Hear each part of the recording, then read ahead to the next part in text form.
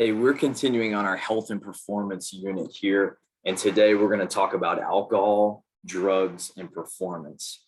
Okay, so anytime we're talking about health and performance, we want to talk about our holistic athlete development pyramid. Athlete development is multifactorial. There's many things that stack on one another, and a lot of it has to do with choice. If you look at the top in the light blue, the high performance, if you remember, it is simply just the consistent execution of what I'm supposed to do. If I'm an athlete and I'm on a field, I'm on a court, and I have an assignment, whether it's a physical assignment or it's a tactical assignment, I need to have the ability to do that over time. That's high performance. At the bottom, health and wellness, that's the foundation. Okay, health and wellness is largely comprised of a bunch of choices that I make on a day-to-day basis over time. Okay, but health and wellness, the thicker I can get that foundation with great decisions, great choices, the more I can stack on my trainable aspects as I lead toward performance. When we think about drugs, when we think about alcohol use, just think about the impact that it has on the systems in my body that make me a performer.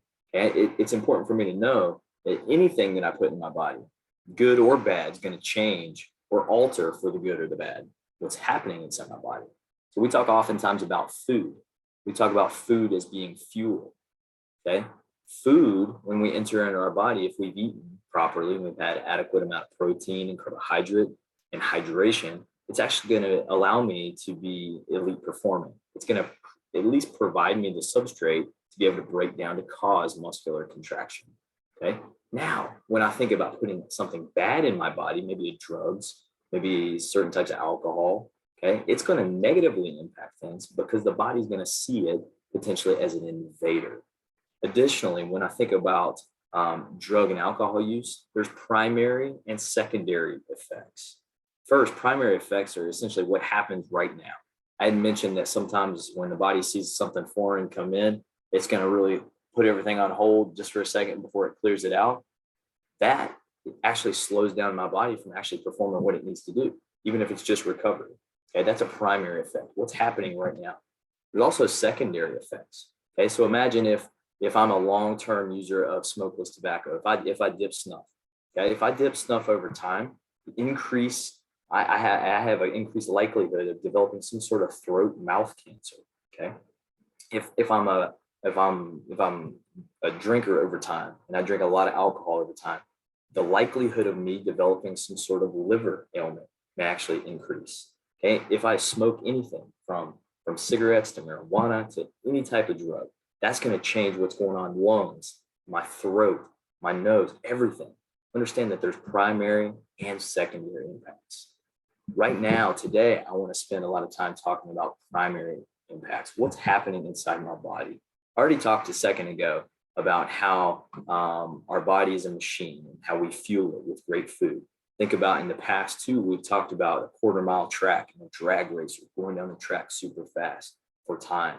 There's a lot of different systems in that car, in that vehicle, and they all work together to make sure that it can go down the track.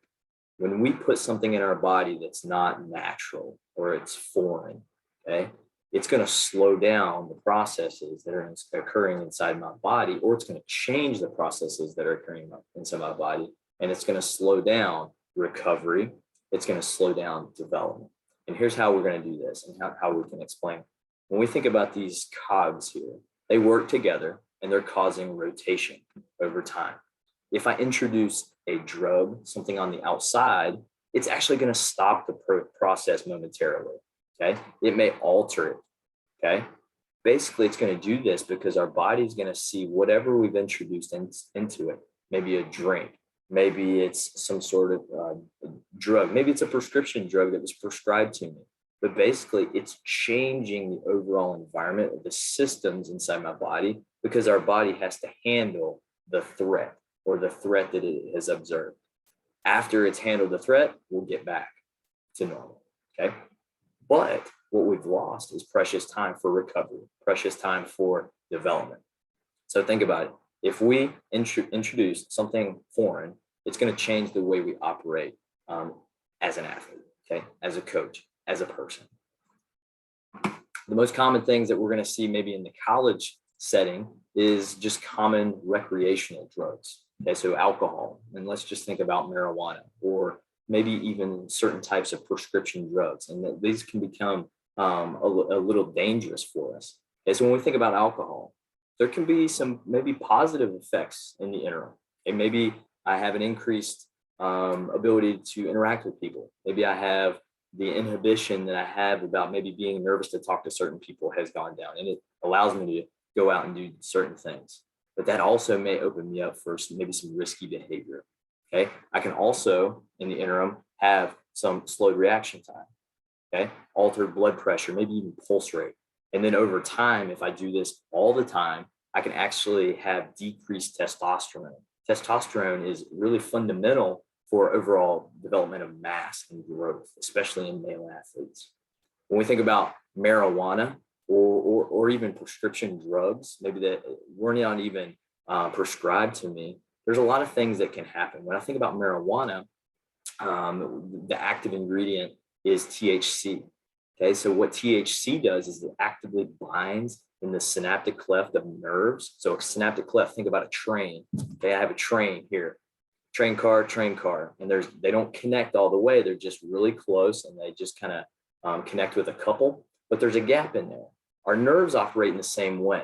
They kind of link together. They're really close, and a message comes from my brain down the nerves, and it hops from one nerve to the other.